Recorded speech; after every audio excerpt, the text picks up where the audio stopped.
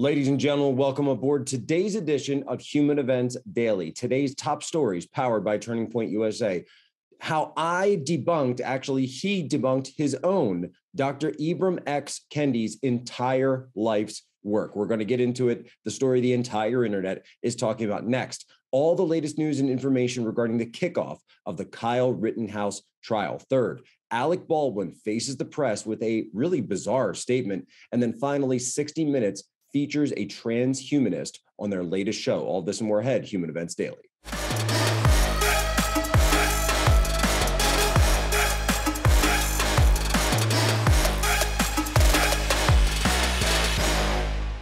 So this is going to be one of those weird stories where I find myself in the middle of it because, of course, I tweeted something, somebody responded to me, it goes back and forth. Now there's articles, the Daily Mail's covering this, it was trending on Twitter, it's all over the place. So let's explain what happened. I tweeted an article from my friends over at the Post Millennial, and I wrote, Ibram X. Kendi accidentally admits minority applicants have a better chance of getting into college and deletes the tweet.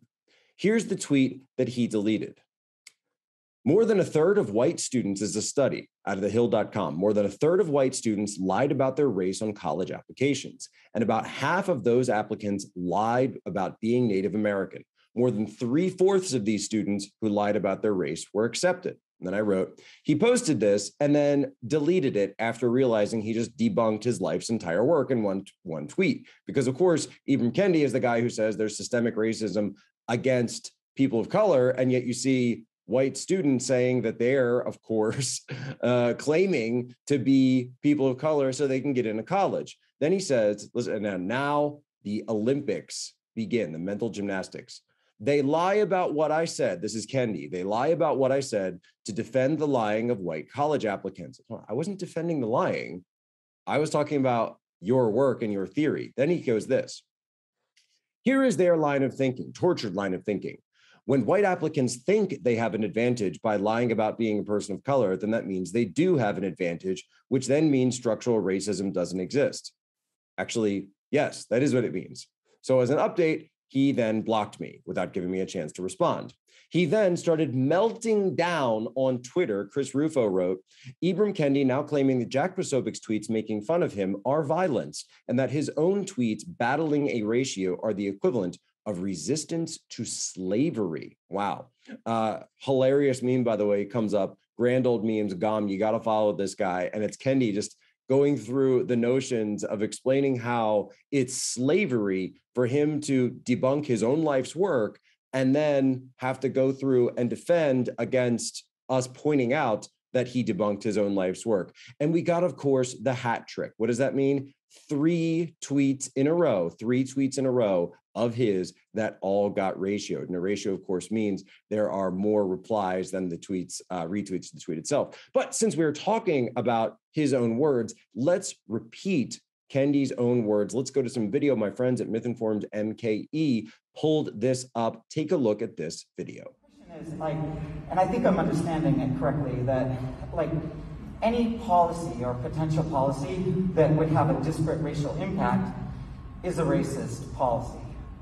So if that's correct, then would vaccine mandates that disproportionately affect people of color, would that be a racist policy? So there's 2 different sort of measures currently. One measure finds that white Americans are most likely to be resistant to getting the vaccine. And then there's other data that finds that Black and Latinx Americans are the least likely to be vaccinated. And so as a result, it's hard to say. But what I will say is, to me, the actual problem isn't the vaccine mandates. The actual problem is when you actually study those, particularly Black and Latinx people who aren't vaccinated, you actually talk to them, we're finding that a lack of accessibility to the vaccine for a whole host of reasons is actually leading to them having a lower rate, while with white Americans, it's more or less the result of their political ideology. So all policies have a disparate racial impact, and they are systemically racist, except for vaccine mandates. Figure that one out. And then finally, of course, Ibram Kendi talking about transgenderism. Listen to his own clip. About race, even talking about gender. I think it was last week, my daughter came home and said she wanted to be a boy, which was horrifying for my wife to hear, myself to hear. And so, of course, we're like, okay, what affirmative messages about girlhood, can we be teaching her to protect her from whatever she's hearing in our home or even outside of our home that would make her want to be a boy? All I got to say, Kendi, is you should have slept on a MyPillow. If you had slept on a MyPillow and had the best night's sleep in the whole wide world, you might have done a little bit better in this one. So thank you to everyone for playing. Thank you to Kendi for just being you, man. Thank you for being you. Today, the trial of Kyle Rittenhouse got underway, Kenosha, Wisconsin.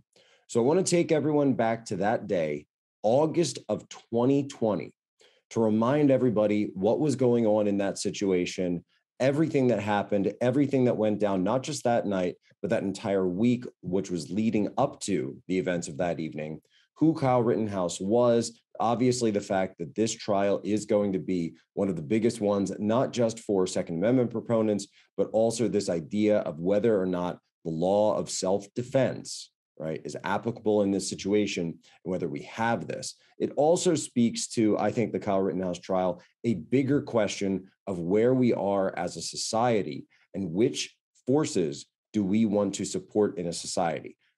The 12 members of the jury are being chosen. I believe they're actually going to seat 20, so 12 in the box, and then active jurors, and then 8 applicants, or 8 replacement jurors if they need alternates. So let's go back on this. You have a situation, Kenosha, Wisconsin, where after the arrest and shooting of Jacob Blake, who attacked a police officer with a knife, right? After he was harassing a woman that he had sexually abused and potentially was in a kidnapping situation with children, the people that descended on Kenosha went in for absolute anarchy, mayhem, arson, looting, and burning. They burned down businesses, entire city blocks. I've gone there. I've walked all those blocks. I've walked those miles. Even weeks after this, even months after this, you could still see places boarded up. People writing, spray painting, right, on the boards outside their businesses. There are live animals inside. Please don't do this to us. Immigrant businesses, it didn't matter because the people that were doing this didn't care about what they were doing. They were indiscriminately out of control. And the police and the National Guard were unfortunately overwhelmed. And actually, the National Guard wasn't called in by the Democrat governor of Wisconsin. So on that night, Kyle Rittenhouse, even during that day, he had been downtown where he worked as a lifeguard, and he was scrubbing off some of the graffiti that had happened. He was then asked to stay behind to help stand watch overnight because people were worried about their businesses being attacked. And his friend had a rifle and said, Kyle, I know you have medical expertise. I know you have some medical, maybe not expertise, but medical training. Can you be a medic for us? And I'm going to hand you this rifle because we're worried that things could get violent tonight. Kyle said, okay. That night, they encountered so much violence, so much anger, arson, and it eventually led to death. Why did it lead to death? Well, it's quite simple. And if you go through the tactical situation, you can figure out what happened. You had several individuals involved in this, 3 of which became victims, 2 of which died, 1 of which is still alive. But there's one person in particular that we need to pay attention to. And his name, we'll see whether or not it comes up at trial, but I think it needs to come up at trial. It's very important that this comes up at trial. Why? Because this is the person, Joshua Ziminski. I want you to remember that name, Joshua Ziminski, because Joshua Ziminski and Joseph Rosenbaum chased Kyle Rittenhouse down the street after they were participating in an unruly mob. Kyle picked up a fire extinguisher and was running to put out a fire. Joseph Rosenbaum, Joshua Ziminski lied in wait to ambush Kyle. They ran up behind him, pursued him. Rosenbaum throws an object at Kyle. Then Ziminski fires at Kyle. At that point, Rosenbaum goes to grab Kyle Rittenhouse's gun. He has been screaming before, earlier that evening, that I will kill you. At that point, when Kyle is fearing for his life because this person is trying to disarm him, is when he fires the first shots in self-defense. Then he runs, the mob chases him, and he continues to defend himself from their deadly attacks. All of this is on video. We also have a 17-second video of drone footage that we have not even seen the rest of this, but I'd love if we could get the rest of it out. Let's take a look at that footage now.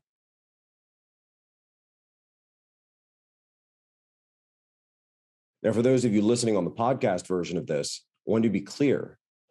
You can see on the video that people are running away from that parking lot before Kyle Rittenhouse makes it in by himself. Why is that? Because they are running from the shot fired by Joshua Ziminski, the first shot of that night, the shot by which Kyle realizes he's now under attack, deadly attack, and he has to take steps to defend himself. Pay attention, ladies and gentlemen, to who talks about this, to which conservatives bring this up, and to those that virtue signal against it. So, of course, we've been covering the Alec Baldwin story, everything that's going on since the homicide of his cinematographer on set. We now know, of course, that it was a live gun. There was live ammunition in there. We don't know where the live ammunition came from. Obviously, that's a huge focus of the investigation right now. Who put that live ammunition there? Was it supposed to be there? Was this negligence? Or was somebody messing around? Was this an act? And we've reported, I believe, exclusively here at Human Events Daily, was this a case of sabotage? Was somebody trying to sabotage this? We know there's been a lot of problems on the set. We know there were a lot of issues between the production of the set, of the people that are actually behind the movie and the staff. We know that people left the staff and then walked off. They brought in more staff. Okay, so union labor disputes. Obviously, this becomes an issue for Baldwin because Baldwin was a producer of this. We also have reports that there were other gun issues, firing issues that took place, as many as 2 to 3 prior to the shooting death that took place at the hands of Alec Baldwin. So, of course, all of this is going to be under investigation, and it currently is under investigation. So Baldwin goes out, and I believe he's out in Vermont. He's out with his family, and he goes and gives a bizarre statement to press that seemed to have been following them around. Instead of just sort of blowing them off, he decided to try to engage with them, and he gave the following statement, which I'm going to play in its entirety. Let's go. I will. What do you want to know? All right, Alec, what's the current state of what's going on with these cases? I'm not allowed to make any comments because it's an ongoing investigation. I've been ordered by the Sheriff's Department in Santa Fe. I can't answer any questions about the investigation. I can't. It's an active investigation in terms of a woman dying. She was my friend. She was my friend. The day I arrived in Santa Fe to start shooting, I took her to dinner with Joel, the director. We were a very, very, well-oiled crew shooting a film together, and then this horrible event happened. Now, I've been told multiple times, don't make any comments about the ongoing investigation, and I can't. That's it. You met with, what are the questions that you have other than that? You met with I'm forget her name in a moment, but you met with her family in the Helena. day. Yes, her I name met is with her Helena. If you're spending this much time waiting for us, you should don't know know her her name. name? Her name is Helena. Helena Hutchins. I met with her husband Matthew and her son. Yeah, that's right. And how did that meeting go? I wouldn't know how to characterize them. They're mortified. You guys, you know what? No details. Do me a favor. I'm gonna answer the question. Well, I appreciate that he was probably very upset. The guy is overwhelmed with grief. This is something that you know, there are incidental accidents on film sets from time to time, but nothing like this. This is a 1 in a trillion episode. It's a 1 in a trillion event. And so he is in shock. He has a 9-year-old son. You know, we are, you know, in constant contact with him because we're very worried about his family and his kid. And as I said, we're eagerly awaiting for the Sheriff's Department to tell us what their investigation has yielded. What else do you have? No, I'm guessing that his lawyers had probably asked him, hey, don't talk to the press, don't say anything. But he decided to do this. No, I got a lot of flack over the weekend for talking about this and bringing this up and said, hey, isn't he the victim of a crime? How is he liable if he's not the one who loaded the gun? Folks, we've talked about this.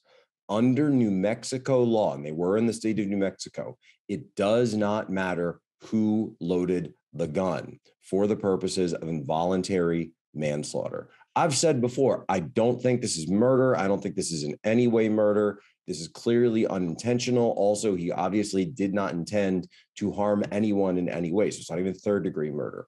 That being said, his reckless action, and it wasn't just negligent, it was reckless because he was handling a dangerous instrument, which he knew to be a dangerous instrument. He knew that was a real gun. You can tell the difference between a plastic gun and a metal gun. You can tell the difference between an airsoft gun and what he was holding, which was a Colt 45. It wasn't a replica. This was the real deal. So when it comes to all of this, Baldwin, you need to stop giving statements like this to the press. You need to get better lawyers. Ladies and gentlemen, thank you so much for continuing to support us, continuing to watch Human Events Daily. Share this podcast out, share it with your normie friends, being that influence agent. We are still top 3, by the way. I just checked top 3 on Chartable for Apple Politics. So continue to support us and support yourselves, by the way. Christmas is coming up. You got the Christmas season coming. Make sure to go mypillow.com, use promo code POSO, get the 6-pack of towels, get the bed sheets, get the topper, and get the pillows, of course. Get that greatest night's sleep. You got Joe Biden, 42% Biden over there, falling asleep at the COP 2021 in Glasgow, the big green new whatever out there. He's fallen asleep because he didn't sleep on a MyPillow last night. It's as simple as that. By the way, Joe Biden, 42% with the entire apparatus propping him up, the entire media industrial complex backing up this guy, and he can only get 42% in one of their rigged polls with President Biden. That's how bad things are. But listen to how bad things could get. We talked on Friday about transhumanist Yuval Harari. He's kind of one of these thought leaders, and he plays it off like he's this analyst, and he's like, oh, it's, I'm just worried. I'm just observing this. I'm just, paying attention to what's happening.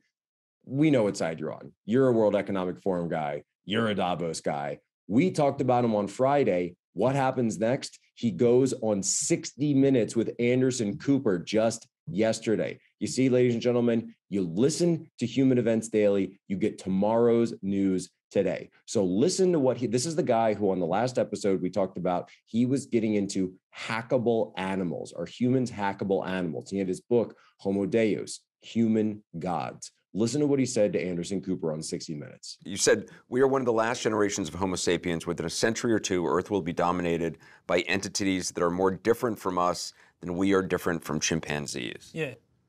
What the hell does that mean? That freaked me out. We'll soon have the power to re-engineer our bodies and brains, whether it is with genetic engineering or by directly connecting brains to computers or by creating completely non-organic entities, artificial intelligence, which is not based at all on the organic body and the organic brain. And these technologies are developing at breakneck speed. If that is true, then it creates a whole other species. This is something which is way beyond just another species. Yuval Noah Harari is talking about the race to develop artificial intelligence, as well as other technologies like gene editing that could one day enable parents to create smarter or more attractive children, and brain-computer interfaces that could result in human-machine hybrids. What does that do to a society? I mean, it seems like the rich will have access, whereas others wouldn't. One of the dangers is that we will see in the coming decades a process of greater inequality than in any previous time in history, because for the first time it will be real biological inequality. If the new technologies are available only to the rich. So you understand how it works, right? This is how they achieve Elysium. He wants to make sure that economics and financial status will not be a barrier for entry, of course, for any of this transhumanist stuff, because they want you in the system. They want to deny your humanity. This is what Zuckerberg is up to with Meta, the metaverse, the Zuckerverse, all of it. This is the way they are pushing this stuff. Once again, ladies and gentlemen, thank you for watching us. Thank you for supporting. Thank you. Go to your podcast app, leave us your 5-star review, share this out with your normie friends, continue to tell them Turning Point Live, breaking stories, getting tomorrow's news ahead today. And our motto to you, of course, be good, be brief, be gone. We give you the bottom line up front. But before we go, it's time for today's moment of history. November 1st, almost 1,200 years ago, 837 AD, was when Pope Gregory IV instituted today as All Saints' Day. So today is All Saints' Day, also known in Old English as All Hallows' Day. That is the Feast of All Hallows. That's why the evening before is referred to as All Hallows' Eve or Halloween. This, of course, is the Christian origin story of Halloween, as well as this entire period known as Hallowtide. Tomorrow, of course, is All Souls' Day. So, ladies and gentlemen, as always, you have my permission to lay ashore.